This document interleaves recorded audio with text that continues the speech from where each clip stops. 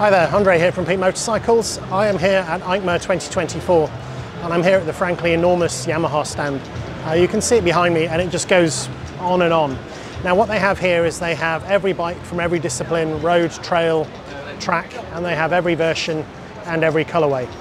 So there's quite a lot here. So what I'm going to do is I'm going to show you around the stand. So this video is not going to be a detailed look at every bike because I'd be here all day. What I can do is show you the whole stand. I will walk around along each row of bikes of each style, try and point out a few things if I think they're interesting.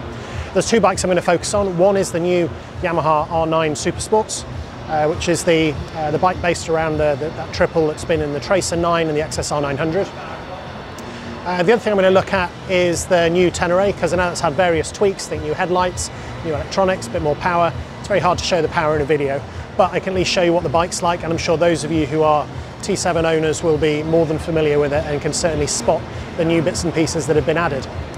So here we go. This is going to be one of my longest videos from here, even though I can't spend as much time on each bike. But this is Yamaha at EICMA 2024. Okay, so I'm going to start at the corner with the dirt bikes. Here we have in various sizes, 125s, going up to the 250. I think that's a little 50 in here as well. All the way up to a 250F over there. Then in here we have the 450F.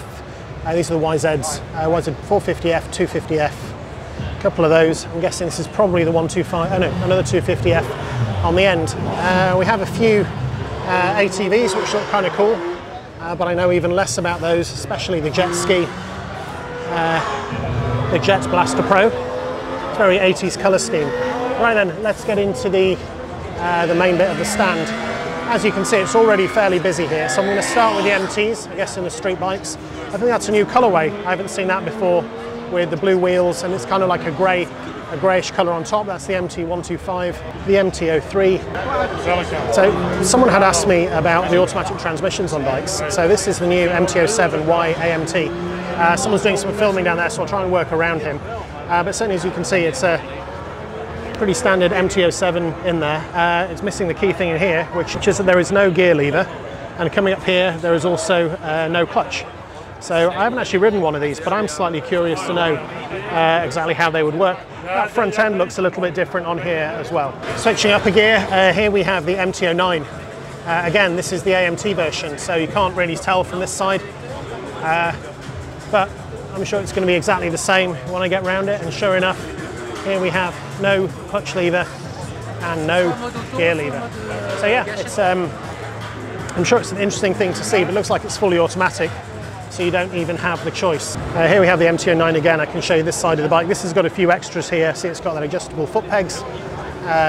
Still no gear lever, but coming over I can show you that dash. I mean, in black it actually looks kind of cool. This bike has certainly got a lot of accessories. It looks like it has everything, including that rather nice exhaust on there. On this side we have a new colourway for the XSR 900 GP. You can see the one through there with the yellow from last year, but I actually quite like that in the new red and white. So the one bike that I haven't seen in an automatic variant, maybe not doing one, is the MT10. For someone who's still not really convinced by automatic motorcycles, that's probably a good thing. I mean, I think the MT10 is a bit of a beast as it is, and you know what, it's not that much work to work the gears and work the clutch. I think the control it gives you, for me at least, is far preferable to have the automatic shifting. If I wanted automatic shifting, I'd get a scooter. Coming down this side we have the small Super Sports. It's the R3 here and the R125, both in the blue and in the black. Coming up this side is the R7. I have ridden one. Didn't really work for me, but everyone is different, and that's just fine. So this is the R1 Race that has all the extra carbon fibre bits on it. It's got that sort of matte black finish. It looks like a standard exhaust, but I'm guessing that's just a standard race exhaust. Coming up over the top, it actually looks fairly conventional. Here we have the R1 GYTR with all the extras. It's the 25th anniversary edition with that red, white and black colour scheme. As these sort of things always do have at these stands, we have these there in a lot of the race bikes, including Fabio Quartararo's M1 replica, and then all the GYTR race bikes in here for anyone that really wants to get one of these and go racing themselves. So this is the new R9 for 2025. It's got a few things that have carried over from the race bikes, like the wings on the front. It's got that 900cc triple inside there. This one's got lots of GB racing bits on it. I can see it's got the KYB remote adjuster on the back there. You know, coming up and over the seat, it looks like a lot of the R-Series bikes do from Yamaha, but actually just taking a look at the dash in there, it looks like an OLED dash. That actually looks, yeah, pretty cool. Here's one that I can get a bit more of a look at. This is in blue for the R9. If you haven't seen one of these up close in person yet, they are actually out, and I'm sure they'll be in dealers before too long. You know, as the litre bikes have been getting faster and faster and more expensive as time goes on, it's quite nice to see something new coming in. I haven't actually seen the pricing yet for this for the UK, but I think they will do rather well. For me, the R7 was a bit of a disappointment. Apologies to you R7 owners. I'm sure you're passionate about them. But I really love the engine in this. I've ridden the XSR 900, and I did think at the time that if that went into a sports bike, that would be awesome. Come through here, we've got the XSR 900 GP. I've actually seen quite a few of these out on the roads. I think they were a bit of an experiment by Yamaha. But looking at all the new colour schemes they have, including this rather discreet grey and black, I think they've actually done rather well with it. While we're in the sort of the retro section, we've got the XSR 700 as well, built around that NT07 engine in the silver. Over on this side, we also have it in the black and the white.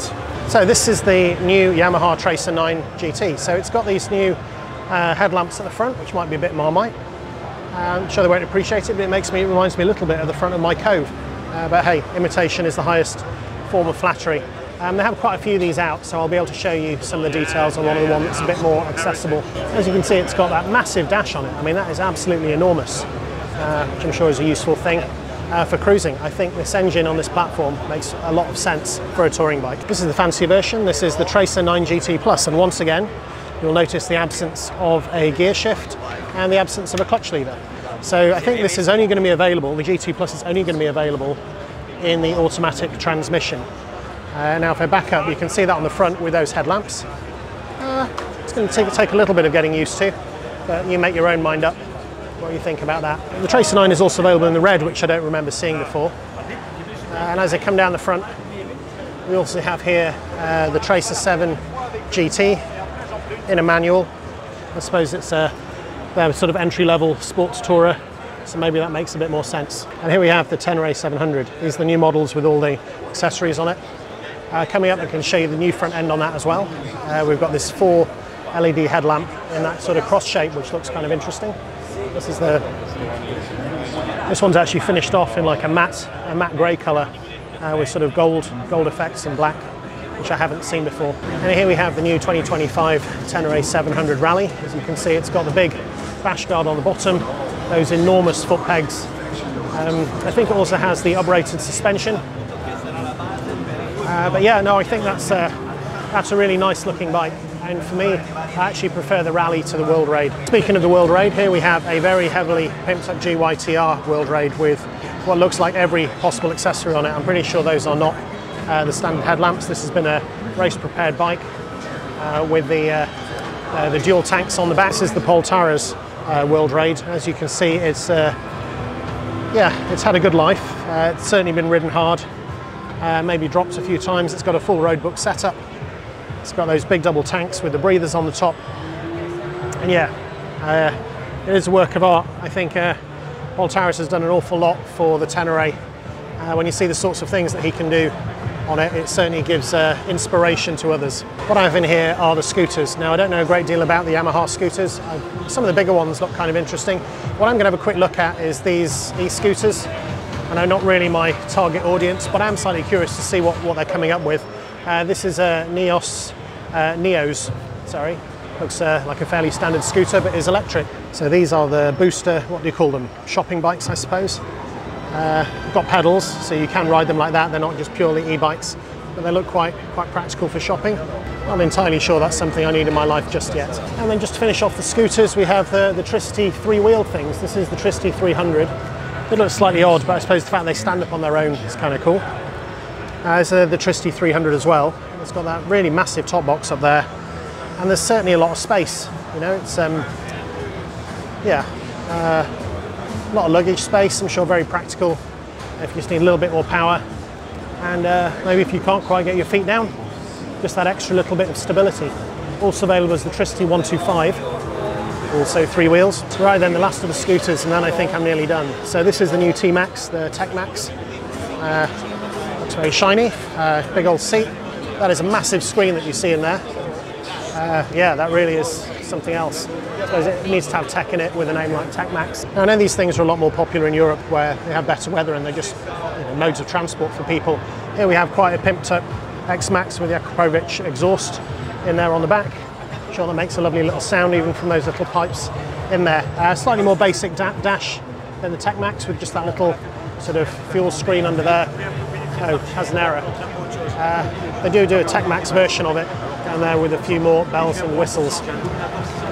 So yeah, just coming down through these other X-Maxes, I guess they all look fairly similar, just in slightly different engine sizes.